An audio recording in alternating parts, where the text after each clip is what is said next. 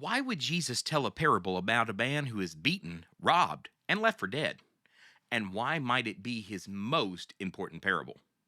Hey, if you know, you know. And I want you to know because we're going to take a closer look at the parable of the Good Samaritan and ask, is this really just telling us to do good? Or does Jesus have a deeper meaning to it connected with our salvation? Let's dive in. This book will change your life. You just got to read it. Welcome, my friends, to another of our series in the 7-minute parables. And about the same time it takes you to order a cup of coffee, I'm going to give you truth from God's Word. And today we're looking at another of the favorite parables of Jesus. We're looking at the Good Samaritan. This is one of the first parables I remembered learning about in Bible class. And I bet it's one of your early memories of hearing about Jesus as well, because this is one that we love to teach the kids because it talks about doing good to others. But is that really the focus of the parable, or was Jesus talking about something deeper? Now, to understand why this parable is being told, you sort of have to know what's going on in the context. That Jesus has just sent the 70 out to teach about the coming kingdom, and he's hearing about their successes as they're coming back to him. They're telling Jesus about all of the things that they're doing and have done, and he's talking with them about the spiritual implications of that. But they're not alone, that there's a crowd of people around him. And as often was the case, one of the lawyers, that would probably be a Pharisee, stood up and wanted to test Jesus. And he raises this question: what shall I do? This is Luke 10 and 25. What shall I do to inherit eternal life? And he said to him, what's written in the law? How do you read it? And he answered, you shall love the Lord your God with all your heart, with all your soul, with all your strength, and with all your mind, and your neighbor as yourself. So the lawyer answers from Deuteronomy 6:5 and also from Leviticus 19:18. But this question about eternal life is an interesting one because it's essentially the same question that's asked by the rich young ruler in passages like Matthew chapter 19. So that discussion was kind of a pointless one. I mean, the guy's asking a question that he already knows the answer to. Jesus confirms that that is correct. He says to him, you've answered correctly. Do this and you will live.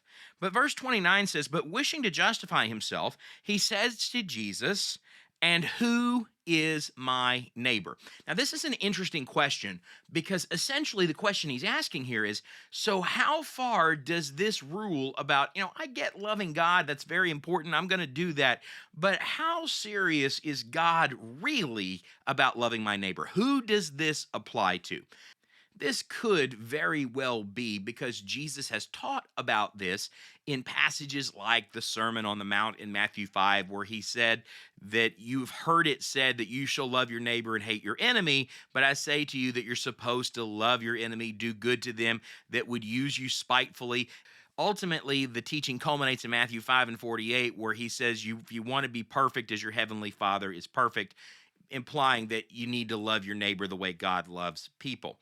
So this lawyer's wanting to justify himself. And so he says, how far does this go? Who is my neighbor? So Jesus tells the parable of the Good Samaritan. We know this story. A man is going down from Jerusalem to Jericho. That's like going the next town over. And he encounters some robbers, and they beat him and they steal from him and they leave him naked and near death. And he's ignored by a Levite. He's ignored by a priest. In fact, they go out of their way to pass him by. And it is a Samaritan who's on a journey, indicating he was going a long distance, that actually stops and renders aid to this man who was from Jerusalem going to Jericho. We'll talk about why that's significant in a moment. But to really understand the point of the parable, I want to focus on what it says in verse 33, that when the Samaritan came upon him, and when he saw him, he felt compassion. Verse 34 says, and came to him and bandaged up his wounds, pouring oil and wine on them, and he put him on his own beast and brought him into the inn and took care of him. So the Samaritan has made this man his personal responsibility. On the next day, he took out 2 denarii and gave them to the innkeeper and said, take care of him, and whatever more you spend, when I return, I will repay you. The parable is essentially the contrast between the Samaritan and the priest and the Levite. The need to observe that the priest and the Levite would have understood God's law. They would have known that the second greatest commandment was to love your neighbor as yourself. In fact, Jesus has taught this in many times. He's been questioned on this many times. Coming down from Jerusalem, the priest and the Levite would have been kindred to the man who was beaten. But they would have been Jews just as he would have been a Jew. The Samaritan coming up from Samaria doesn't have dealings with Jews. In fact, that's something that the Gospels emphasizes, that the Samaritans don't have dealings with the Jews. If you want to know a little bit more about that, you can check out the narrative of John 4 where Jesus talks to the woman at the well about the divisions between Jews and Samaritans. They consider themselves the true heirs of Abraham rather than the people of Judea. Now, the Samaritans and the Jews don't interact with each other. They don't like each other. They don't have any dealings with each other. And yet it's the Samaritan who stops and tends to the man's wounds. Now, it's safe to say that if the shoe was on the other foot, then it might not have been the case that the Samaritan would have received the help that he needed. And I think that that is Jesus's illustration, because when you get to verse 36, he raises this question: which of these three do you think proved to be a neighbor to the man who fell into the robber's hands? Do you see how Jesus reverses that question? The man asked, well, who do I owe an obligation to? Who is my neighbor? How far does this command of God go? Jesus says, which one of these three people do you think looks the most like the command of God? And of course, he has to answer honestly. He can't bring himself to say Samaritan, but he says the one who showed mercy on him. Then Jesus said to him, go and do likewise. What Jesus was saying is that the lawyer should have already understood this, that a neighbor is not defined by somebody's location, but rather it's defined by somebody's need. But our pressing question is, what does this have to do with eternal life? It's got to be more than Jesus is just telling them to do good for others. It speaks to the motive of why they are doing the good that they're doing. And I think we see the answer to this in verse 33. I've already pointed this out to you, but it says, the Samaritan who was on a journey came upon him, and when he saw him, he felt compassion. You see, the lawyer had asked about obligation. How do I fulfill my obligation to God?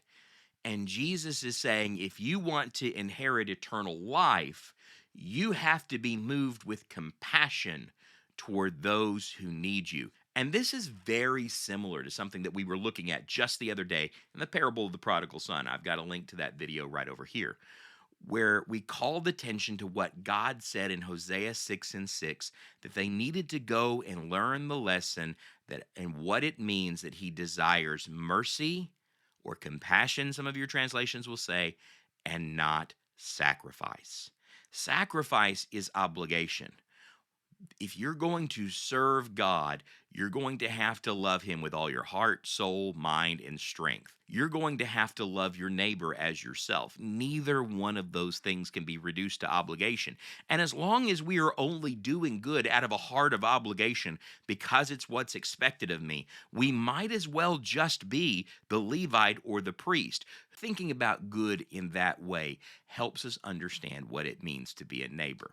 Speaking of doing good, if you're so inclined, I'd love it if you'd hit that like button, the subscribe button, the notification, and the share, because if you do those things, it helps me reach more people with God's word. You can help grow this message and the work that we're doing, trying to shine the real light of the gospel here on YouTube, and I hope that you'll join us in that. Well, I've enjoyed our 7 minutes together. I hope your coffee is still piping hot. I think mine's cold by now because I've had it for a while. But I'm going to put a link to the whole series right over here. And as always, until I see you again, have a good day and God bless.